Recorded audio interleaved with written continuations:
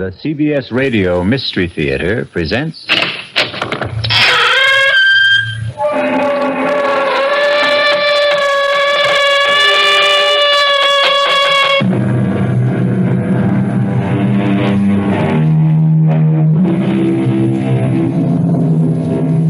Come in. Welcome. I am E.G. Marshall. Welcome to the sound of suspense, to the fear you can hear. What do you think about witches? Not the bony hags and atrocious crones of Shakespeare and legend, or the poor unfortunates of Salem, but witches who are young, witches who are beautiful, witches who even fall in love. Excuse me? Who let you in here? Well, I hope I'm not disturbing you. I'm only trying to make a deadline. Well, if you're in the news business, I've got something for you. It better be good. I'm going to have to kill my wife. That won't be news till you do it. I know. I want you to know why. Okay. Why? Because she's a witch.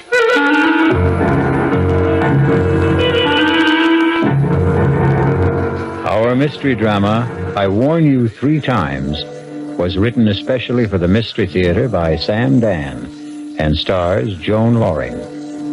It is sponsored in part by Anheuser-Busch Incorporated, brewers of Budweiser. I'll be back shortly. I'm Hy Brown, producer of Radio Mystery Theater.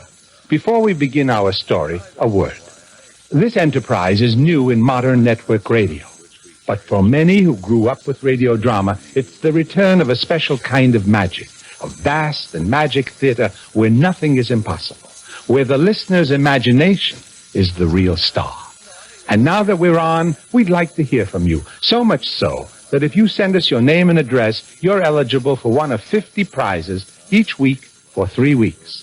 2 AM/FM stereo phonos, 2 travel clock radios, and 46 anthologies of modern suspense. We'd like hearing how you feel about radio drama. But all you need do is send us your name and address to Mystery Theater, Box 50, Radio City Station, New York, 119. That's Box 50, Radio City Station, New York, 119. All for good everywhere unless locally prohibited.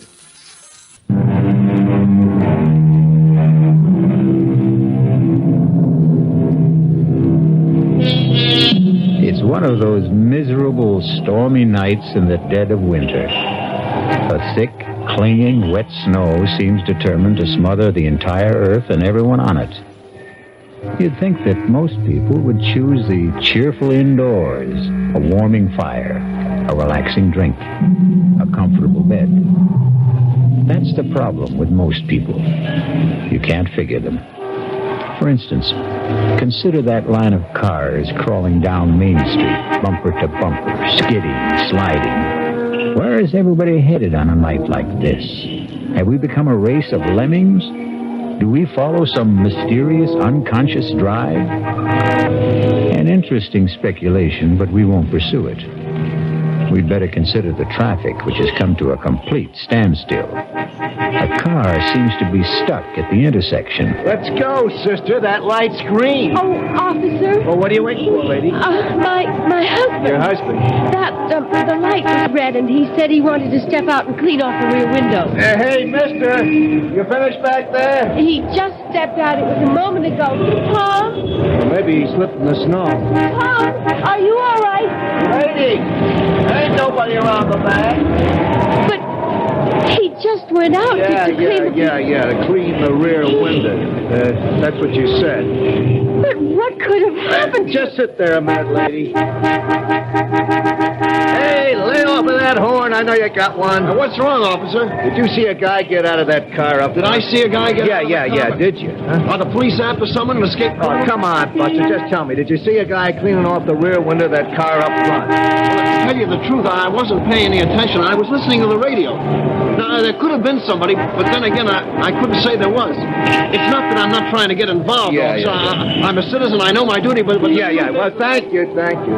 Officer, where is my husband? He was just there. Lady, he disappeared. How could he disappear? I don't know. I do know he ain't here. What am I going to do? Well, you can't keep blocking traffic, lady. You gotta move on. Where? Well, it beats me. But you must find him. Look, you got troubles with your husband, that's your problem. But when you hold up traffic, that's my problem. Will you feed her a little gas, please? Come on, let's go. But I can't. Lady, you gotta go somewhere. I can't go anywhere. I don't know how to drive.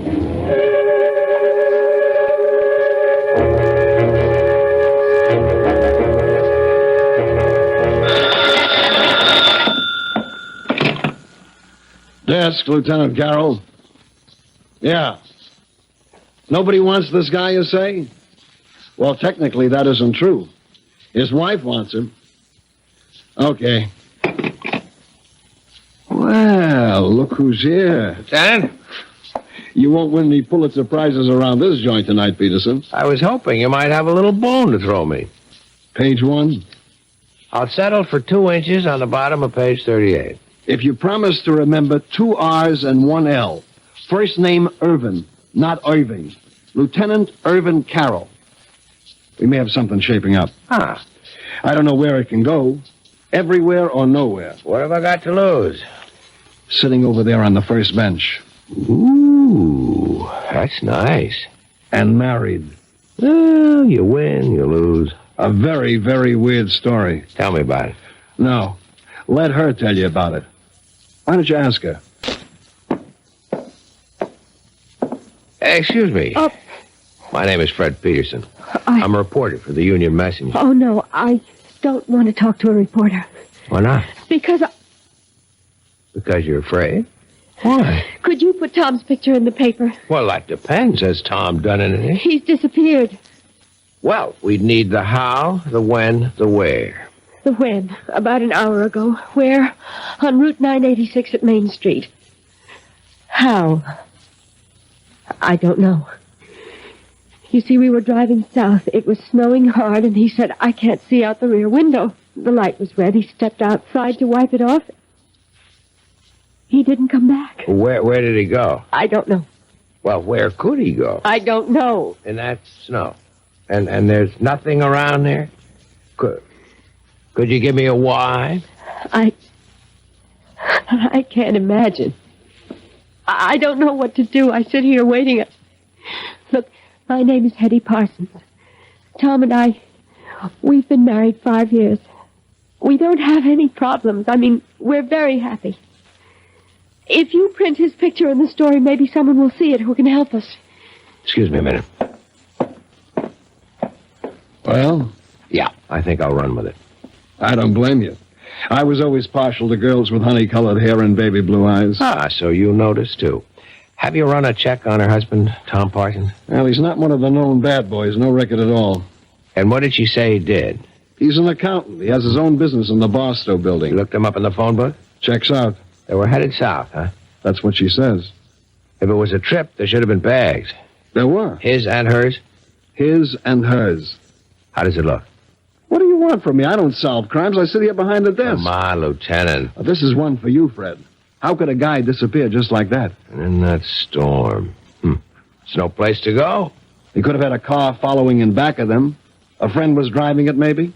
Well, he had to go somewhere. But why? Right now, we're treating it as missing persons. It's all we can do. He's not wanted for anything. He's a legitimate citizen, as far as we know. He hasn't even done anything to her. At worst, he left her in a car. He hasn't even deserted her. Yet. Who was driving? He was. She can't. Well, that's abandoning her, isn't it? No. At best, we'd have him for abandoning the car. Yeah, excuse me a minute. Listen, Mrs. Parsons. Yes. Why don't you go home? I've got my car outside. Oh, no. I want to be here in case they find Tom. They'll let you know if they find him. No, I don't want to be home alone tonight. I just want to stay here. But it may be hours. It may be even days. Don't say that. I'm sorry. I'm just so jumpy, so nervous. I can't believe what's happened to me. Well, if you're going to sit here, you should have some coffee and a sandwich. Oh, I couldn't think of food. I'll be right back.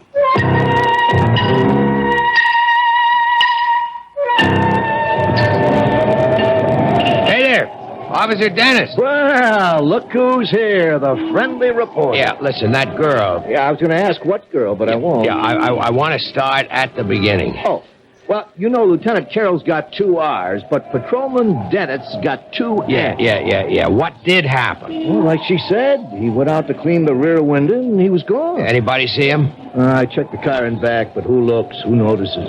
Where could he have gone to around here? Well, on the south side, you got open fields. On this side, a couple of warehouse buildings locked up. Night watchman? Yeah, he's a retired cop. No sign of anybody trying to break in, to hide, or whatever he may have wanted to do. Okay, so what could have happened to the guy? Well, it's all very interesting, but in 15 minutes I go off duty, and I won't have to worry about it.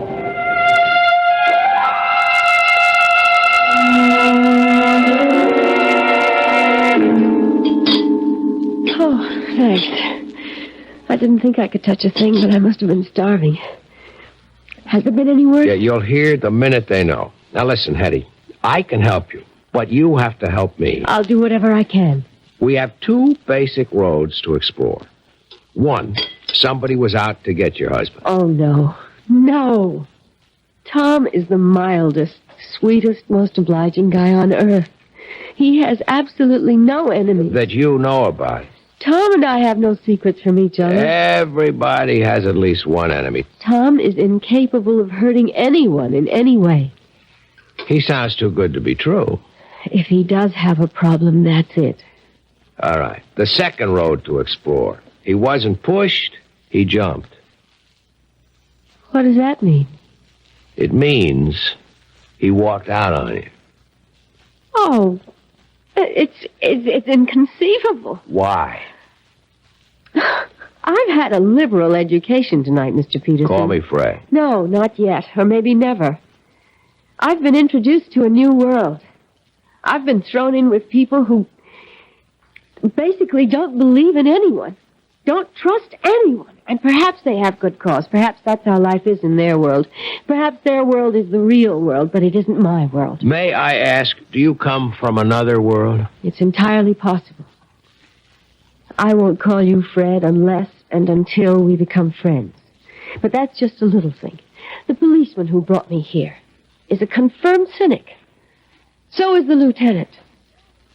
And so are you. I must plead guilty as charged. All of you proposed 2 basic hypotheses. A, my husband was ambushed by enemies. B, my husband abandoned me. You can't conceive of people who... they simply don't make or have enemies. You can't conceive of people who are completely in love. I'm not a fool, Mr. Peterson. I read these attitudes. What a wonderful world you live in, Mrs. Parsons. I hope you can stay there always. We're so dependent on each other, Tom and I. We need each other. We're so complete together. But we still have the basic fact of his disappearance. Yes, but all you can see are 2 alternatives. There is a third, you know. Really? Perhaps he was taken ill, suddenly, and he just wandered off. Oh, maybe I should go back there. I've already been back there. There's no place he could have wandered off to.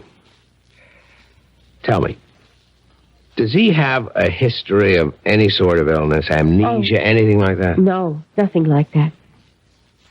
Well, then, where are we? Nowhere. Perhaps you are nowhere, Mr. Peterson. Okay, tell me where you are. I have faith. I believe Tom will be found, or he will find himself, and he will have an absolutely reasonable and rational explanation. I hope so. Hetty! Oh, Hetty! Tom! Oh, Tom, darling. Tom, what happened to you? I was so scared. Oh, darling, you're all right? Hetty, are you all right? Yes. I don't understand. I happened to tune in the news, and there it was. Tom Parsons, accountant, with offices in the Barstow building, had disappeared under mysterious circumstances. Tom, I was so worried. Mr. Parsons was driving with his wife. He stepped out of the car to clean off the rear window, and... Hetty, what did you tell them? I wasn't in the car with you. I was at home. Well, here we have the story of two people who love each other deeply, who trust each other completely. It sounds like the Garden of Eden. But we all know what happened back there in the traffic and the snow. We shall return shortly with Act Two.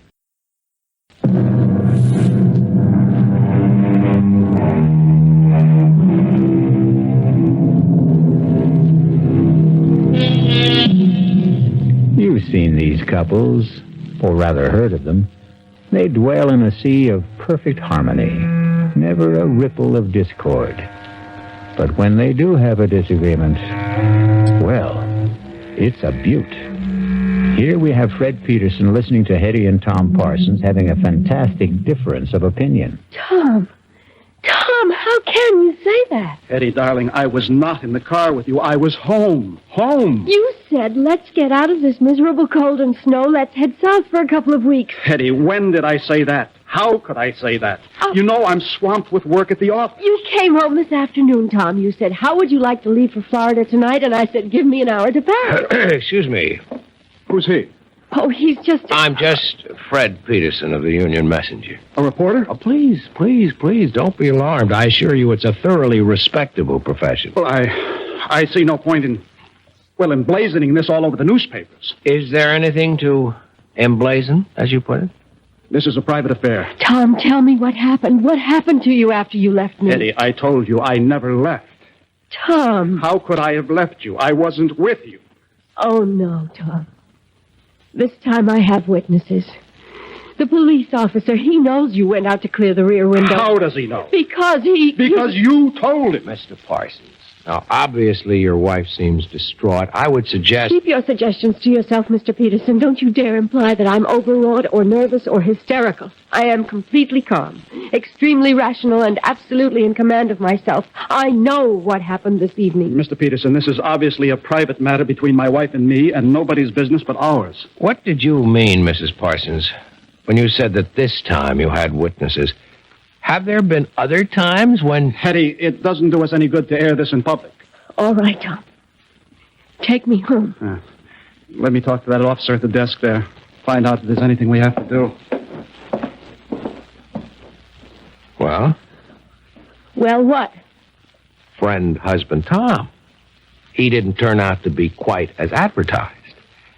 And what is that supposed to mean? He isn't quite the sweetest, mildest, most obliging guy on earth, is he? He is to me. I guess it's all a matter of how these words are defined, isn't it?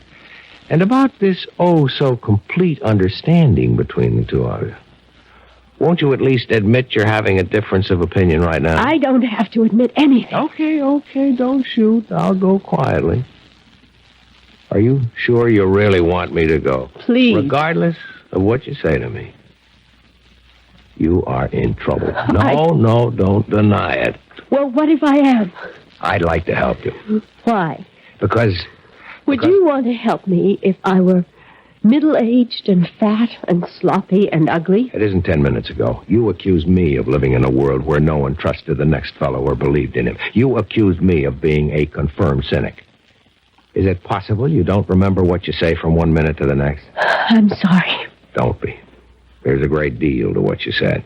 You're kind, but no one can help me. I could try. And no one should try either. Why not? It's too dangerous.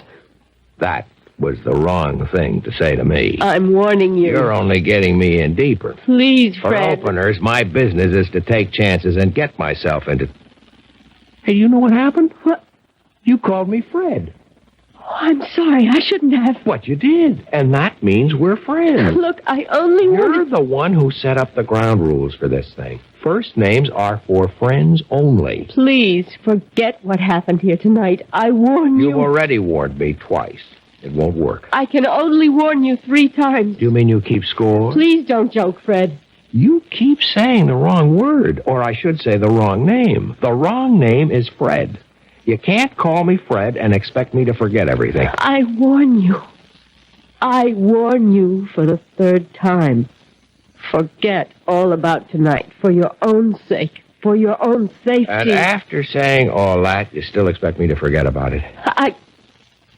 Tell my husband I'll wait for him outside in the car. Wait a minute, Hetty. I warned you, Fred. I warned you 3 times. Now, goodbye. Where's my wife? She said she'd meet you in the car. Mr. Peterson, if I were you, I'd forget everything that happened tonight. Is that a threat? No.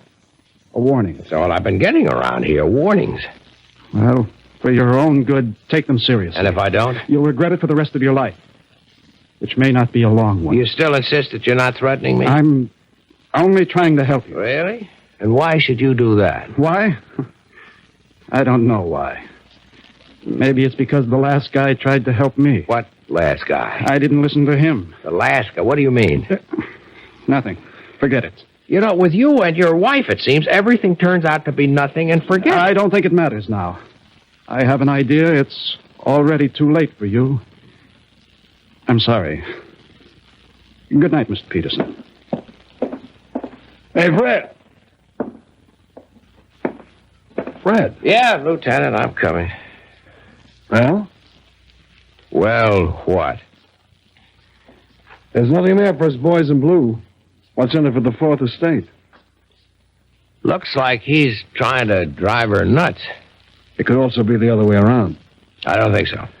Because of that honey-colored blonde hair? Lieutenant, you always know where the exposed nerve is. Just stop and figure it. Couldn't this also be her way of trying to drive him nuts? As a reporter, I would have to say yes. But, as a man? I don't know. Well, you got a problem, Fred. How are you going to tackle it? As a reporter? Or as a man?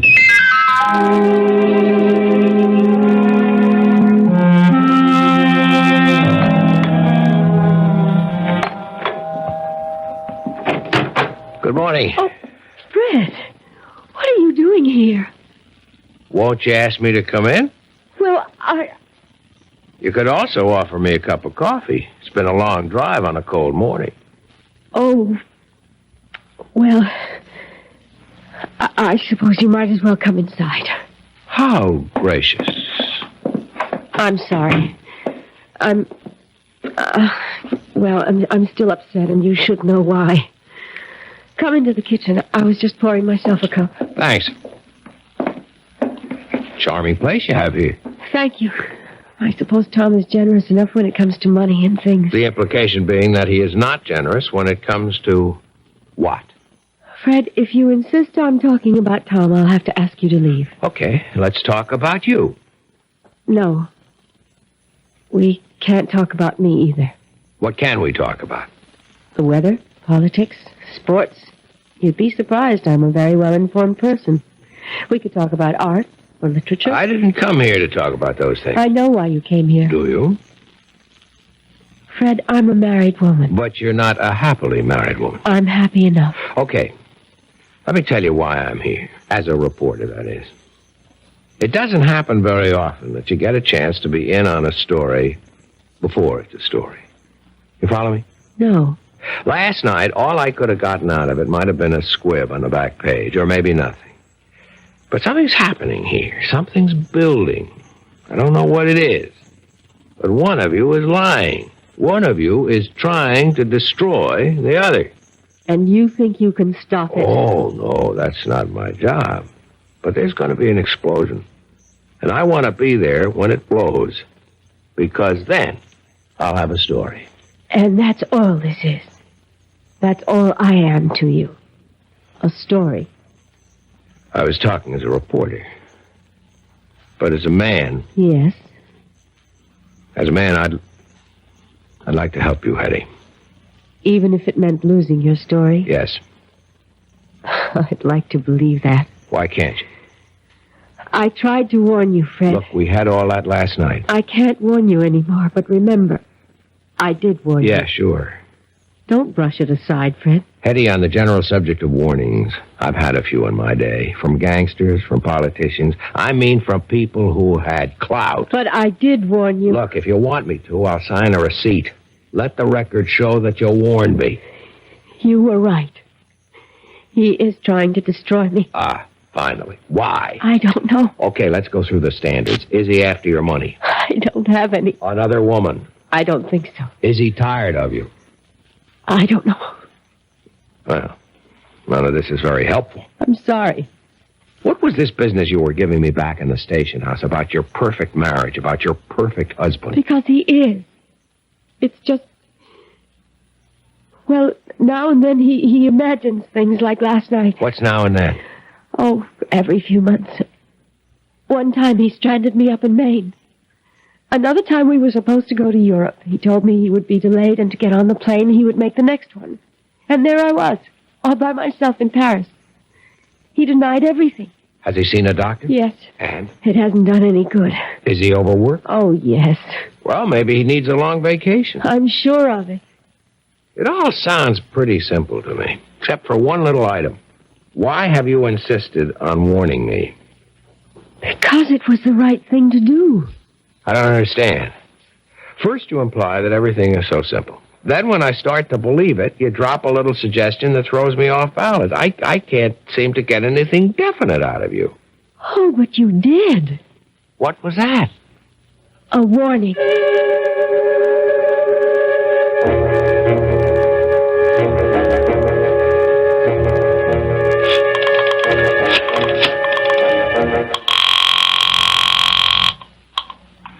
Lieutenant Carroll? Hey, Lieutenant, Hey, how goes the Parson case? how did you know I was going to ask you about the That part? honey blonde hair. Does it really show that much? Pal, you are hooked. You know, Sammy, that's true. And she may even be playing me like a fish. So what can I do for you? Well, no crime has been committed yet, but you can bet there's one on the way. Well, till then, we're handcuffed around here. Sure, but you got all the facts. What fact? I mean, you can get at them in a routine way. Work up both of them, some past histories. That's spending the taxpayers' money. You spend the taxpayers' money every day. Something's ready to blow up there. Just be ready for it. That's all I'm asking. Actually, Fred, if you want the truth, we've already started. And? Keep in touch. Yeah? They said you're in this office. Well, look who's here. Tom the Piper's son. Come on in, sit down. Mr. Peterson, I've decided to tell you everything.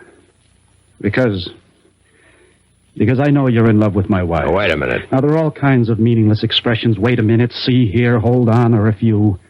Let's dispense with them. You can't accuse me. I don't accuse you. I state a fact. Well, then let's be fair. I only met your wife last night. I admit she's attractive. I don't even know her. That's what I told him. That's what you told who? The last guy. The last guy she was married to. I wish I knew how to start this. Well, start at the beginning. Okay. I'm an accountant. You're a reporter. Both of us are men of the world. I mean this world. You live on facts. I live on figures. So how can I tell you? How can I expect you to believe me when I say that Hetty isn't a human being at all? She isn't? No. She's a witch. A witch. Yes, that's what he said. A witch. But how can it be? Wasn't all that witch business over and done with more than 200 years ago?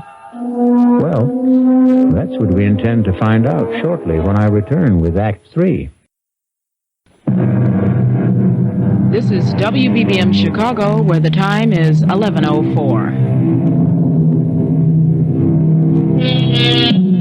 Tom Parsons and Fred Peterson sit in a newspaper office.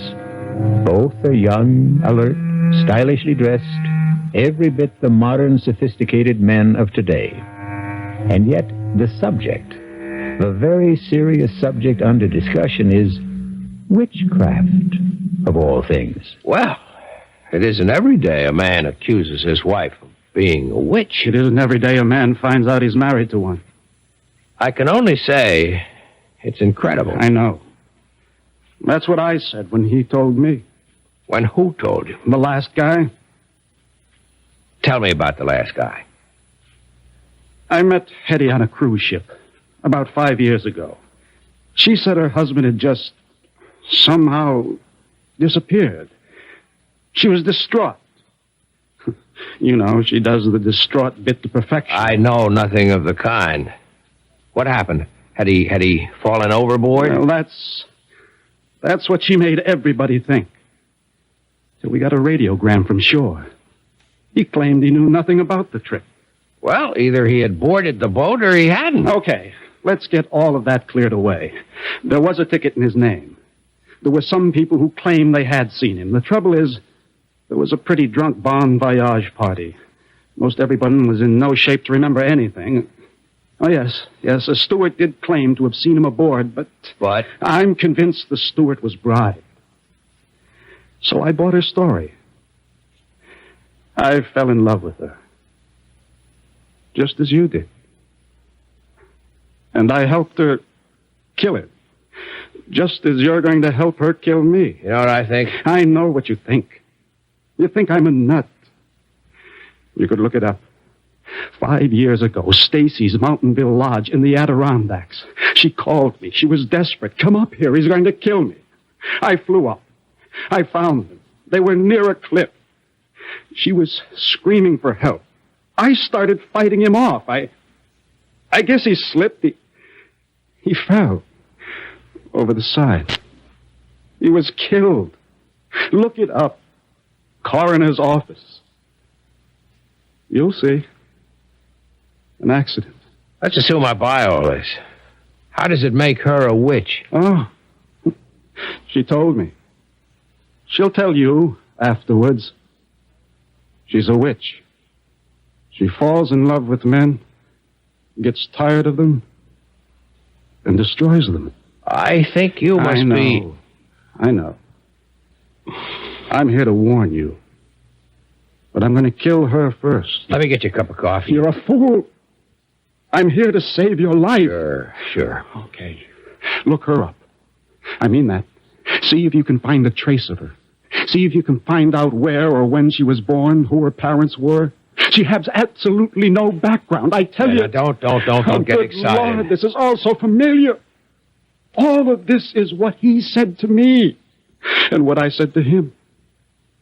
Back there, before I killed him. Now, nobody's going to kill anybody. I don't know you. But you look like a nice guy.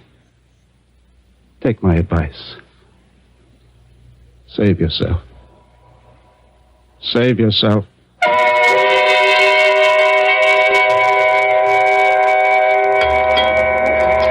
I'm not sure I should be here with you tonight, Fred. Well, you wouldn't let me visit you at home. Oh, it just wouldn't look right. Yeah, but it's all on the level. I'm a newspaper man. It's business. I'm doing a story. I had a very proper upbringing. Where were you raised, Hetty? I'd rather not talk about it. Why? Well, I told you it was proper, but it wasn't happy. I shouldn't say this, but there were times when I thought my parents were ogres. Fred, is something wrong? No. Gee, I just hope I didn't spill anything on you. No. I didn't have a happy childhood. I don't like to discuss it. Here's something we should discuss. I spoke with Tom this morning. I think I know what he told you. So far out, I even hesitate to mention it, but obviously he believes it. I insisted that he see a psychiatrist. In fact, we both went. And it's the doctor's opinion that Tom is riddled with guilt. You see, he thinks he murdered Larry. Larry? My first husband. But Larry was a brute. I was very young, and we're really too young to know anything about people. Larry was a drunk. I didn't know that either. And when he had a few, he would abuse me. Well, I shouldn't have done it, but I was terrified. I called Tom, and he came up and got into a fight with Larry, and... well, there was that accident. But why should he get that far-out notion about you? According to the doctor, it had to be something Well, something he could live with, something that could justify what he did, and he really has a vivid imagination. Strikes me as a very sober-minded person, aside He was a lit major at college. He became an accountant because he had to make a living. I don't know what I'm going to do about him, Fred. I've had so much trouble in my life, and he's really a wonderful guy, and I love him. Why does he want to destroy us? Why should he have a guilty conscience about Larry? Whatever happened was in self-defense. Well, look, everything will turn out all right. Oh, you're only saying that because you have to say something. No, I believe it. Hello? Tom? Yes, it's Tom. But you said you were working late. Well, I am. I just took a break for dinner. Join you? Please. Fred, you obviously didn't hear a word I said this morning, did you? I heard every word. Heard them all and listened to none? Tom, you're not well, and I think we Oh, I know what you think. You think we should go away for a rest and all that. Forget it. I know what I have to do, and I'm going to do it. Poor Fred. I feel sorry for you. You're in love with her. To keep the record straight, I'm a reporter. There's a story here. I aim to get it. Sure. That's what you tell yourself. Let's go along with you, Tom. Suppose what you say is true. Suppose she's what you say she is. Why not walk out, get a divorce? I can't. Why? I hope you never find out. You see, she destroys you. She takes away your capacity to love. Your feelings, your mind. It's as if you're only just nourishment for her. And when everything you have to give is gone, she discards you for someone else. Tom, for your own sake, I think you should be under a doctor's care in a hospital. I suppose I should. But I want to save you. It'll make up for Larry. I must apologize, Fred, for exposing you to all this. I shouldn't have come here. But you wanted to expose him to all this. That's why you came here. You knew I always eat here when I work late. Tom, I'll do anything you want. Just tell me. Disappear. As a supernatural person, you can arrange that without any problem. Please, Fred, go now. Leave us alone. But I don't want to. He's my problem. I have to live with it. And if you stay, well, an audience always excites him.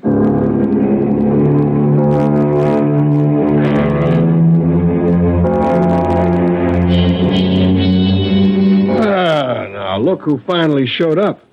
What happened to that Nobel Prize for journalism you were working on? Lieutenant, there is no Nobel Prize for journalism. Oh, well, what happened anyhow? I got off it all.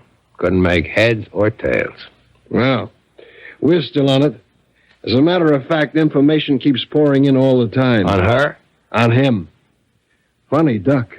He was always interested in spirits, that kind of thing. He wrote his master's thesis on something called demonology. Well, there's nothing there for me. As a man or a reporter? Both.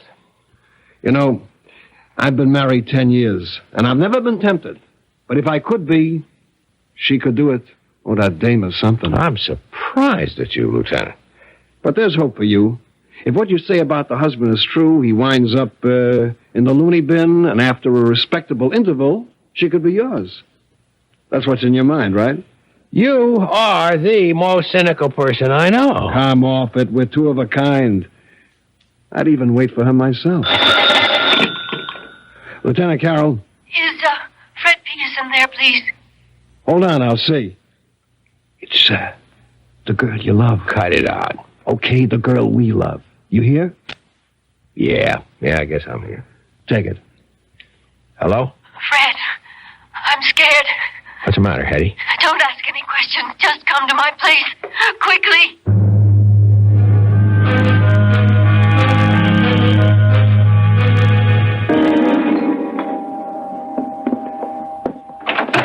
Come in, Fred. Oh, darling, I'm so glad you're here. Hetty, why are you shaking like that? I'm frightened. I'm so frightened. Please, Hetty, calm down. I'm here. Everything is going to be all right. I know it. I know. It's wrong for me to talk to you like this, to feel like this. But I can't help it. No, we'll work it out. Somehow we'll work it out. Now. Why are you scared? He asked me to take his suit to the cleaners this morning.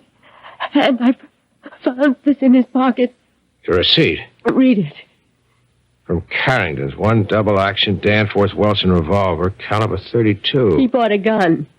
Don't you see? He bought a gun. All right. Why would he buy a gun if he didn't want to kill me? Well, I think we have enough to interest the police now. Are you sure about that? Tom? Well, answer the question, Fred. What do you expect from the police? I have a permit for this gun. I have every right to own it. Look, Tom, I get very nervous when people point guns at me. Maybe it's unreasonable, but do you mind putting that thing away? Well, I will. After I use it. No, Tom. Don't be a fool. You're not a killer. I always thought that. Till just now. Tom, listen. Let's say you're right, that she is a witch, okay? Don't you see? You couldn't kill her anyhow. You'd empty the gun at her. It wouldn't mean a thing. Fine. Why don't we find out? I won't let you. Get away from me, Fred. Up. Come on, step aside. Behind me, Eddie, behind me. Fred, give me that gun. If you move, I'll kill you, too. Gun. Just lower it. Drop it. I'm going to kill her. No, drop it. Drop it. Oh, Tom! you did it. Again, Eddie. It did it. Again. Call a doctor, Eddie. What for? You poor sucker. You think she's not worth it. You think she's paradise? She is. She is. But it doesn't last. It doesn't last. And then she'll kill you. She'll kill you, too. Tom. He's dead. Tom. You saw there was nothing I could do. I know. Better call the police.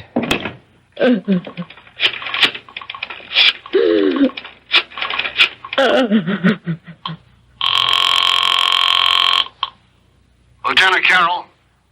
Lieutenant, it's Fred. Hey, Fred, I got news for you. What I mean is I have absolutely no news for you. Lieutenant, listen to me. You know, we drew a complete blank on that dame. We trace her back to St. Louis City Hall, where she married a guy named Larry Bellows. She gave her home address as Charterville, Illinois. But there's no such place. Listen, Lieutenant. It's as if this dame just materialized out of thin air. No background at all. Wait a minute. Eddie. Who are you? Hello? Oh, Fred? Fred, why did you call? Who are you, Eddie? Fred, what's on your mind? Eddie. I warned you 3 times, Fred. I warned you 3 times.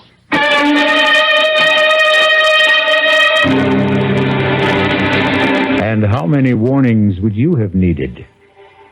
Or heeded? That's the trouble. When they have honey blonde hair, it's so hard to take them seriously. A mistake. You should always take every woman seriously. We'll be back shortly.